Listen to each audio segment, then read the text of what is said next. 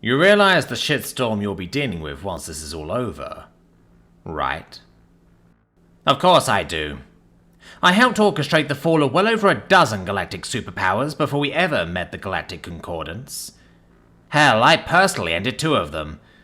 Well, that'll soon be free.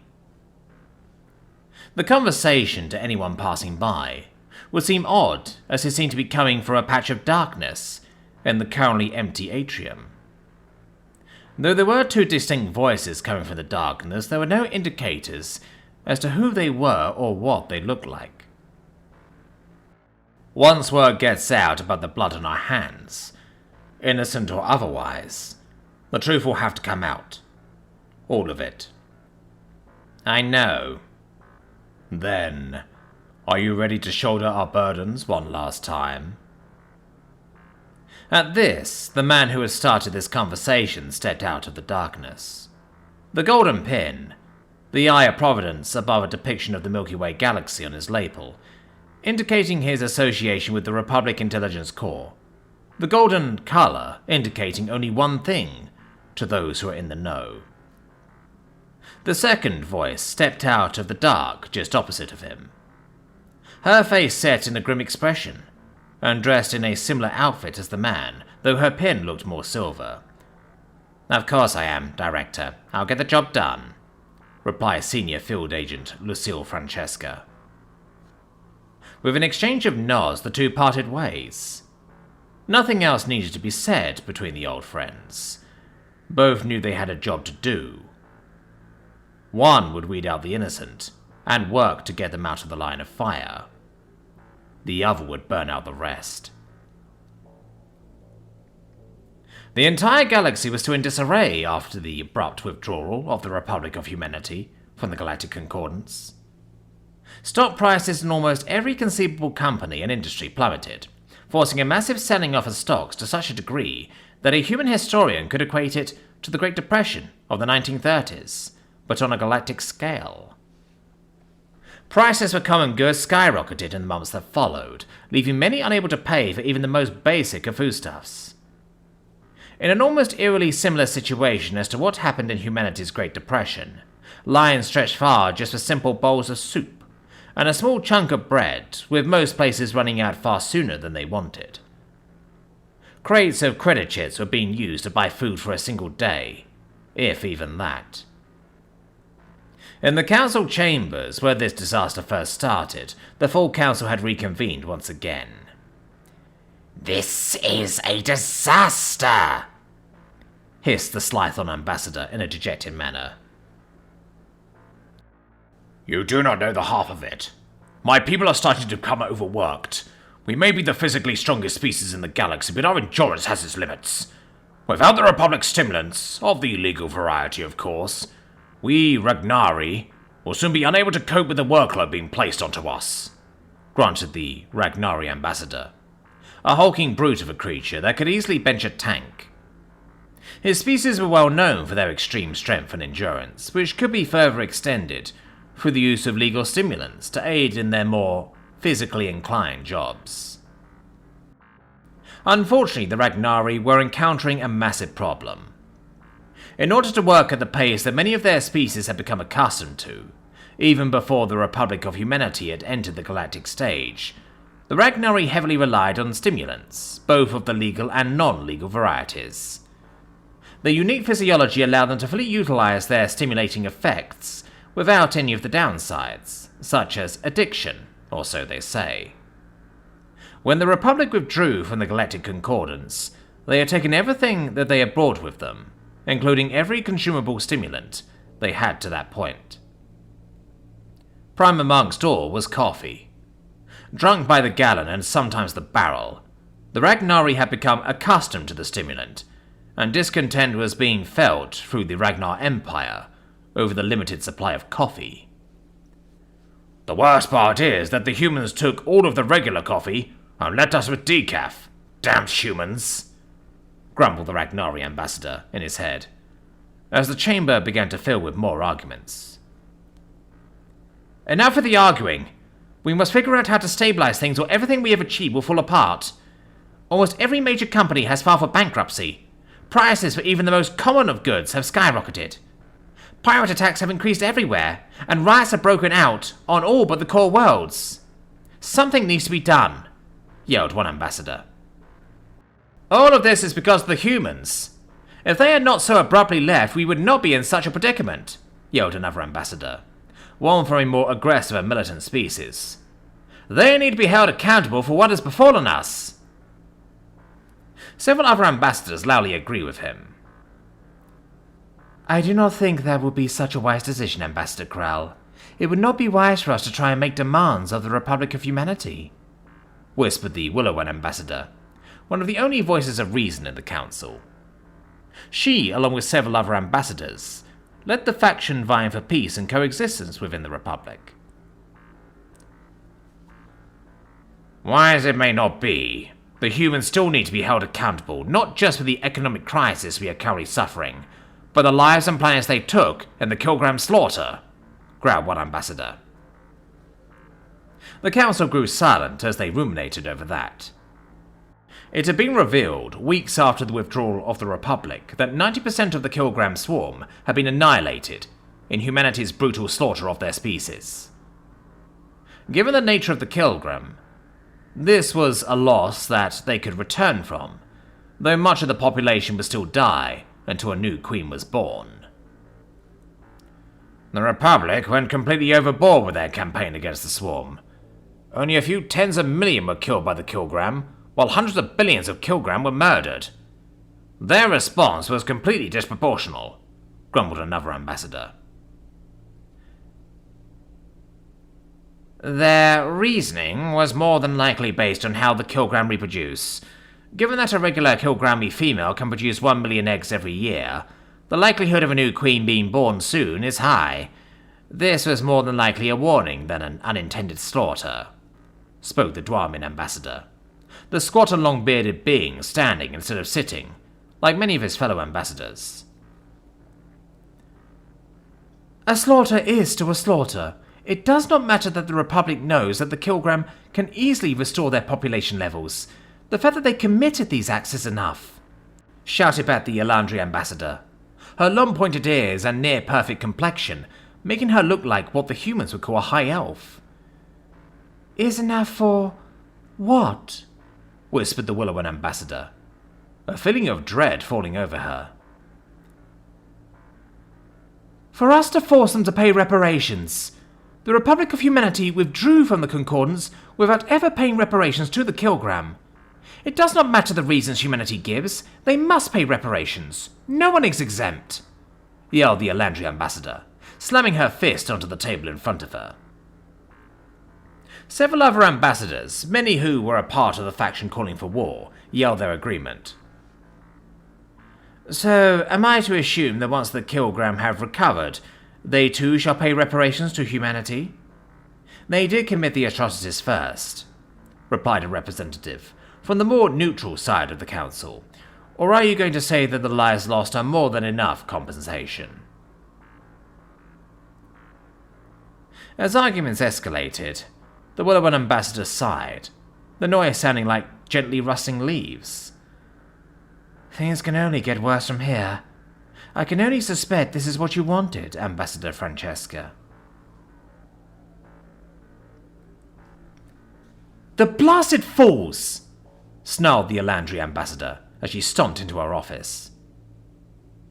The council had just nowly voted for a more diplomatic and peaceful means of obtaining reparations from the Republic of Humanity, something that the Elandri ambassador despised. Damn those humans! Why can't they just have kept things as they were? Penny for your thoughts? Why, yes, that... started the ambassador's reply, before she stopped, suddenly realizing that she was not alone. Swiftly turning around, the Elandri ambassador saw a human placing a sound-dampening device on the door, its range effectively making the room silent to anyone outside it. Now then, said the human as she turned around, cracking her knuckles in front of her. I think we have some things to discuss.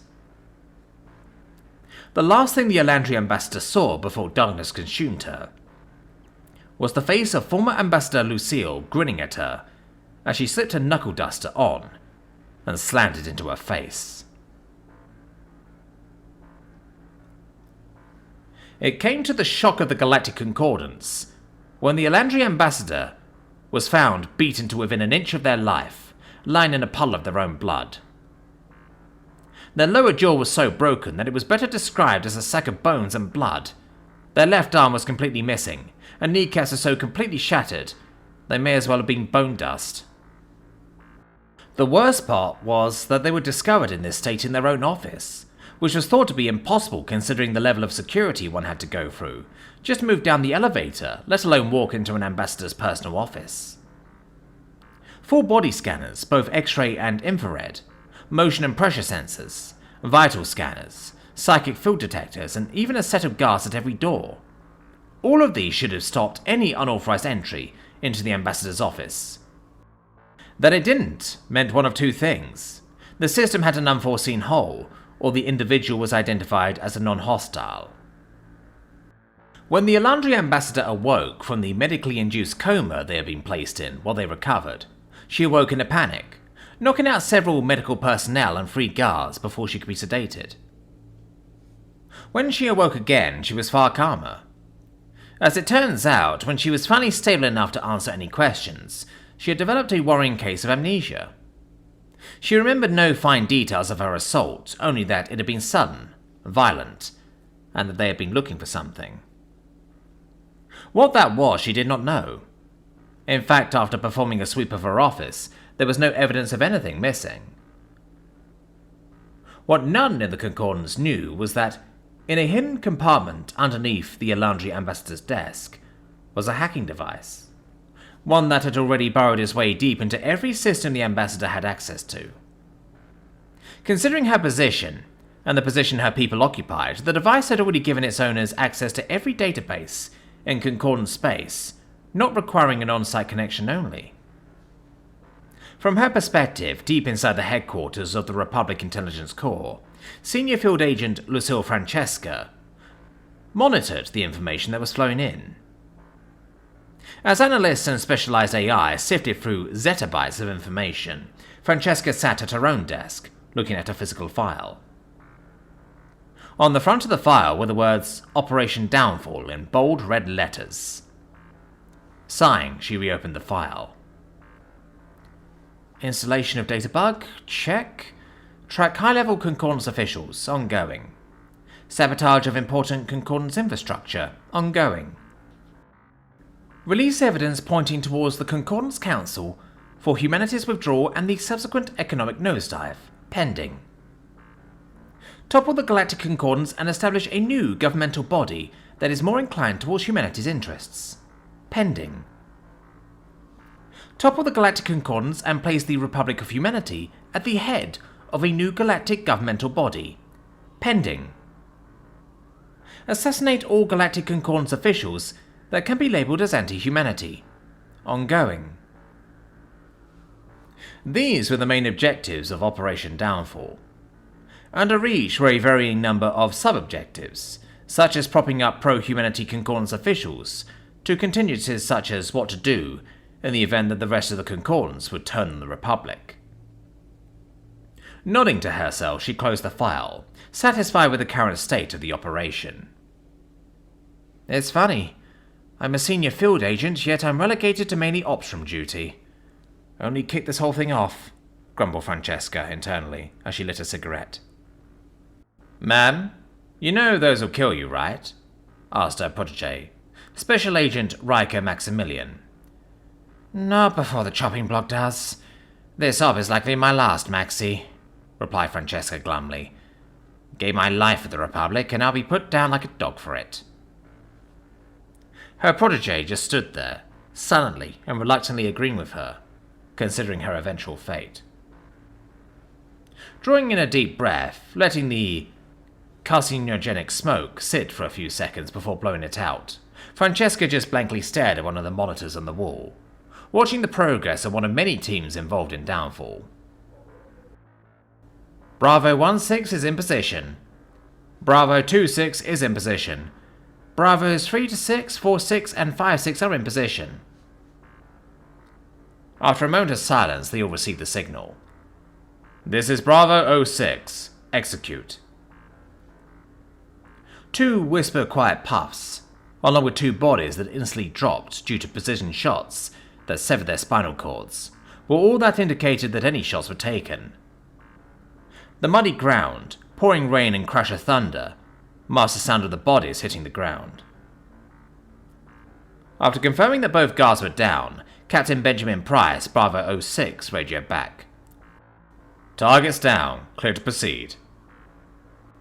The pouring rain and constant crash of thunder masked the sound of the front door of the building they had been surveying from being kicked in, as well as the puffing of their suppressed 5.7mm P90C, the C standing for caseless, as Bravo 46 was the first to enter, gunning down two Ragnari who had only recently been engaged in one of the oldest tests of strength in the cosmos, arm wrestling. "Two down, moving to secure hallway 1, reported Bravo 36, as he quickly moved across the room to secure the only known hallway into the rec room that they were in. After checking that the coast was clear, as well as setting up a motion sensor, Bravo 36 returned to aid in moving the massive Ragnari into a more hidden position, at least as hidden as two creatures the size of baby elephants could be.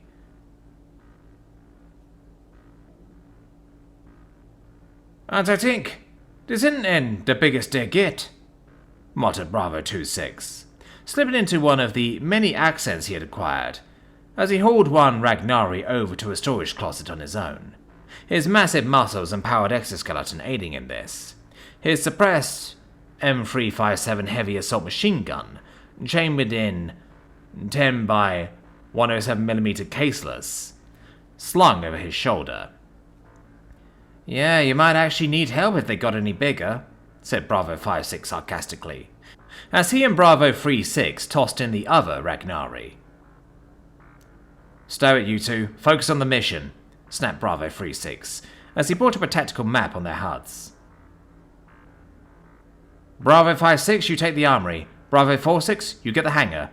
I'll secure the living quarters. If anything goes south, converge on the control room," relayed 36, as their individual objectives were lit up in colours corresponding to each of them. Purple for 36, orange for 46, and white for 56. The three of them were represented by blue dots, as well as Bravos 06, 16, and 26. The four dead Ragnari were represented by blackened dots. The areas where enemy units were believed to be covered by red haze, indicating that enemy positions were unknown. "Any questions?" "I assume you want us to keep it as quiet as possible," asked Bravo 56, as he looked at Bravo 46, blatantly staring at the now unslung M357. "No need to be quiet if there ain't no one left," replied the bulky man, as he easily lifted the weapon. "This time stealth isn't a suggestion. Stay quiet for as long as possible. If you have to go loud, tell us," growled 36. "I don't want to repeat of Ringo 7. "No one wants to repeat of Ringo 7, muttered 56. "Don't worry about it. I got this," crowed 46 as he ambled over to the door. $10 says he fucks this, whispered 56 to 36 over a private link. "That's a sucker's bet," responded 36, as they stacked up behind the heavy weapon specialist. Getting a ping on his motion sensor, he indicated to 46 the direction. Bravo 46 then proceeded to kick open the door and sprayed the unfortunate cleaning staff, a Chlorinan, who had been pushing their version of a cleaning cart. "And of course we don't even go down the corridor," muttered 36, as the Chlorinan let out a loud screeching noise, instantly alerting the rest of the facility. "Status report! The hell's going on in there?" yelled Captain Price, as the entire facility began to light up, and sirens began to wail. "Fucking janitor showed up at the worst possible time," yelled Bravo 36, as the trio fought their way to the control, foregoing the previously established objectives. Already, dozens of Concordance members could be seen dead or dying on the ground as they quickly advanced through the surprisingly weak defenses. Using corners, doorways, and the bodies of Concordance members, foolish enough to get close to them as cover, the three soldiers arrived just outside the control room. The few soldiers that had been guarding it had already fallen to free grenades that had been tossed around the corner. The blast door was already down in front of the main door as a last defense. "Give me a minute to crack it open," said 5-6, as he moved up to the access panel for the blast door, pulling out a cord so that he could manually hack into its systems. After several seconds of furious typing and several red indicators, they got their answer. "Door's jammed shut. They disabled it and pretty much ripped out anything I could hack into," grumbled 5-6.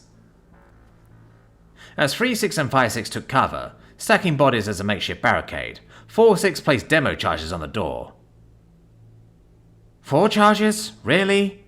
asked 5-6, as 3-6 took cover alongside them. "It's a blast door," said 3-6 blandly, putting quotation marks around the word blast door. "I'm just surprised you used up all of your... You brought more, didn't you?" deadpanned 5-6. Holding up the detonator, he grinned. "You know me so well." Then he pressed the red button. "Why has there been no response from the Council?" yelled the Concordance base commander in charge of the facility. Almost as soon as the attack had been announced, he had been rushed to the control room, the doors locked and disabled and the defenses set up in front, with his chief of security pulling what men could be spared. Everyone in the room, 3 communications techs, the base commander, and 5 heavily armored and shielded security officers that had been left inside.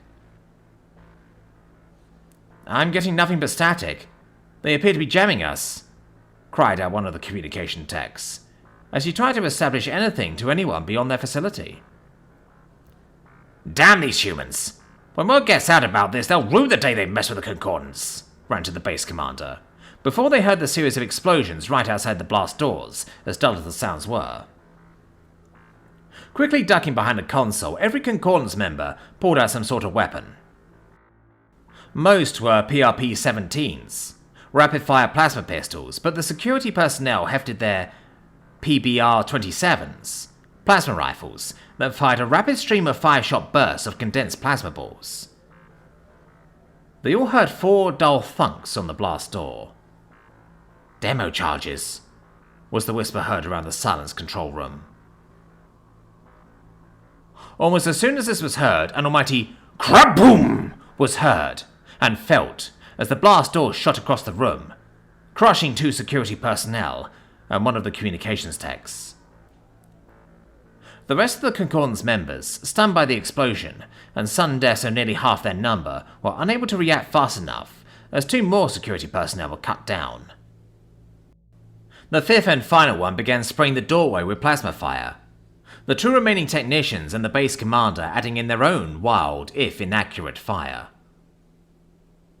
While they all continued to hose the doorway, the base commander noticed a small cylindrical object bounce into the room. Eyes widening in shock and horror, he screamed, "Grenade!"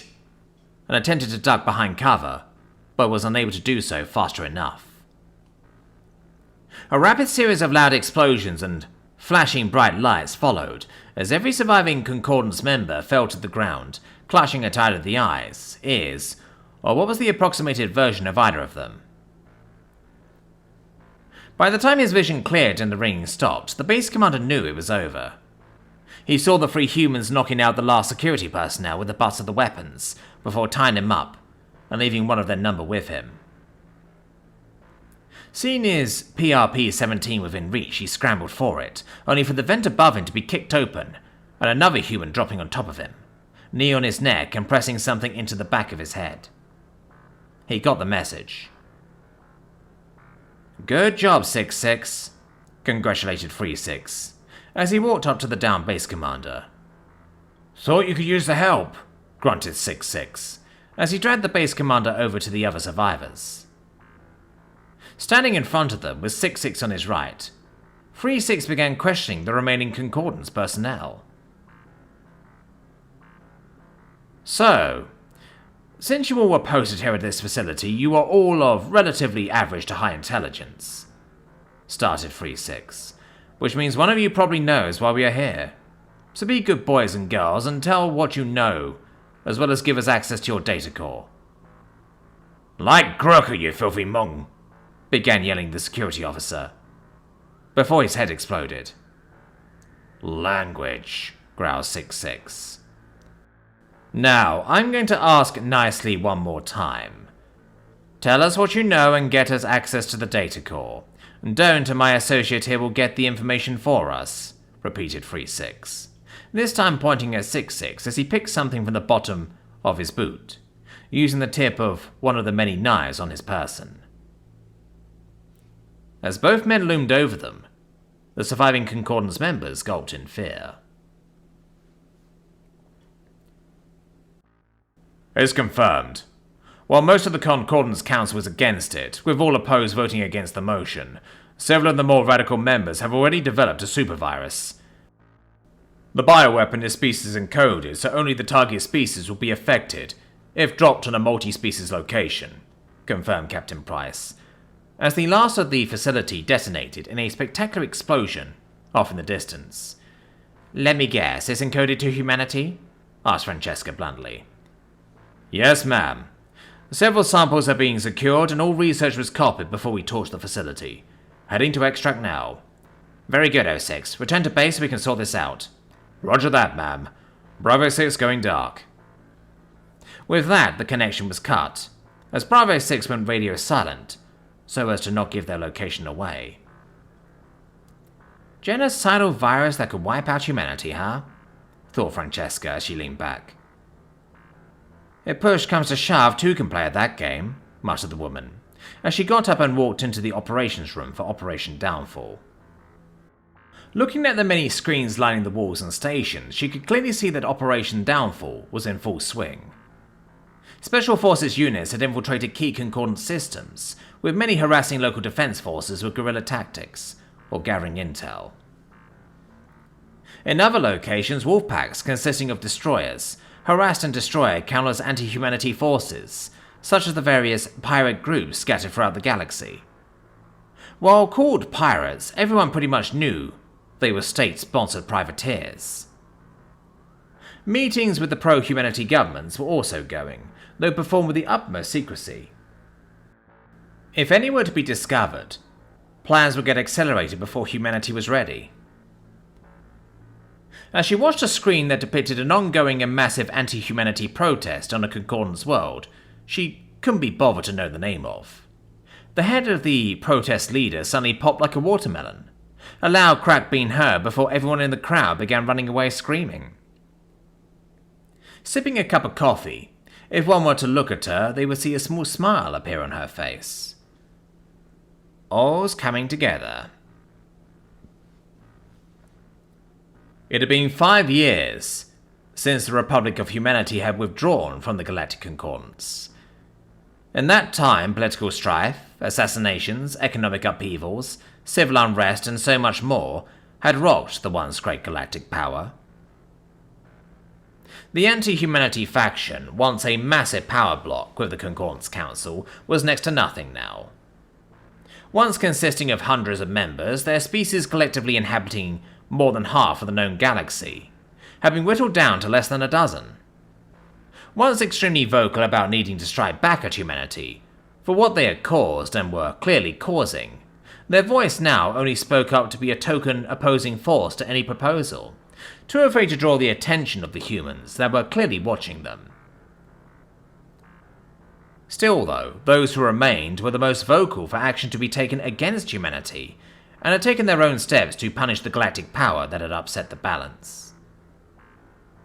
That is not to say that hundreds of species had been wiped out. No, instead many had either gone over to the pro-humanity bloc, or had become a part of the growing neutral bloc, fearing what would happen to them if they stayed opposed to humanity. Next up is the issue of dwindling food convoys.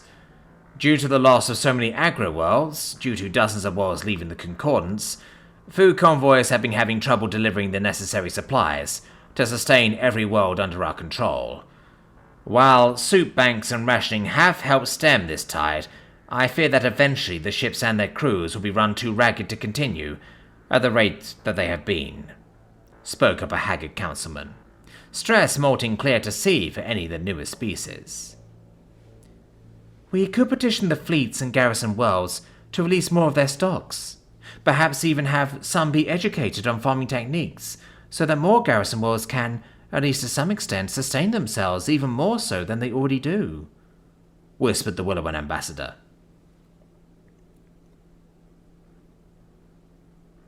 "What the Willowan ambassador is proposing has merit. The fleets are already making heavy use of hydroponic bays and synthesized protein, and many garrison worlds have already taken it upon themselves to farm. While not always successful, the farms seem to inspire a form of competitiveness amongst the garrisons there.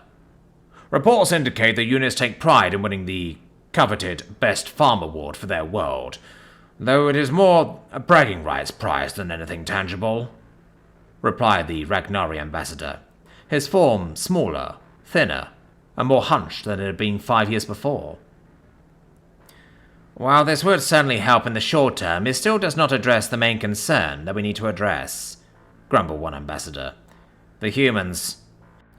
Their attacks have been increasing in intensity and scope.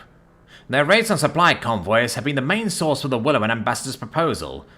Their assassinations of anyone who even attempts to rally any significant group against them has led most to simply refuse to stand against them. Raids of any kind are almost met with no resistance, as most simply know it would be futile."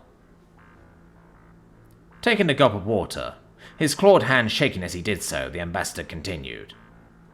"Their constant harassment of planetary defense forces have hindered farms on several planets, and is sapping the morale of many others. While most do not seem to be anything more than spoiling attacks, if any concerted effort is performed to throw human forces off a planet, they retaliate to the extreme, especially if civilians are caught in the crossfire. A human special forces group was nearly wiped out after an orbital strike was called in their supposed camp. Turns out it was just a Concordance mining camp that had been mistaken for a guerrilla camp." Sighing, he continued again, the breath coming out of his body in a shaking manner. "In retaliation for the deaths of civilians that were not even associated with them, something they deemed as inexcusable, the human wiped out the entire military garrison on the planet. They then proceeded to teach the locals how to operate as an effective military force before departing the planet. The locals happy that someone was willing to help them, even if it was the humans. That planet has now broken off for the Concordance." An almost awkward silence permeated the room as they digested this news. It didn't come as a surprise to them, especially since it was something that was repeatedly told to them, almost every time they reconvened. Planet after planet, system after system, were breaking away from the Concordance every week, if not every day. Local defense forces, whether planetside or in space, were in a similar situation, with most falling into chaos as mutinies occurred. Ground forces would turn whole planets into battlefields, and whole formations would either jump away from a system or raid whoever they wished to side with on the ground. There were rumors that humans could be found fighting alongside the secessionists, actively leading units against key targets, shoring up defensive lines or sending in ships to bolster formations. No matter where or how they looked, the Council knew that the humans were slowly surrounding and isolating Concordance worlds. Perhaps we should consider surrendering," whispered the Kilgram ambassador, the previous having died when he tried to lead a counterattack against a patrolling ROH fleet. His meager force was unable to even scratch the paint of the fleet's fighters before they were atomized as their reactors exploded. This statement is what finally broke the simmering rage that the anti-humanity faction had been holding on to the entire time. "They are pushing us to extinction or unconditional surrender. We cannot bow down to their demands," yelled the leader of the anti-humanity faction. "What choice do we have? We cannot target their forces with indiscriminate fire lest they retaliate with the same. We cannot catch their forces without advanced intel, which is next to impossible to obtain due to their informational security. Any attacks on their civilians will be responded to with appropriate force. Food supplies dwindle by the week, even with every civilian farming for their own food. And worst of it is that the Concordance is slowly being surrounded. By the time they finish, we may not have the chance to," yelled the Kilgram ambassador. "I'd seriously consider accepting their proposal." The council chamber grew deathly silent when that single sentence was spoken. Slowly, almost robotically, the council speaker turned his head to the left, eyes staring directly into the eyes of a human. That's... thought the speaker before she spoke. Hello, Council. I hope that the last few years have been an exceptional time for you all, purred former Ambassador Francesca. Now then, how about we negotiate that surrender, she said with a Cheshire grin, as she laid the barrel of a Bonebreaker 9000 against the speaker's head.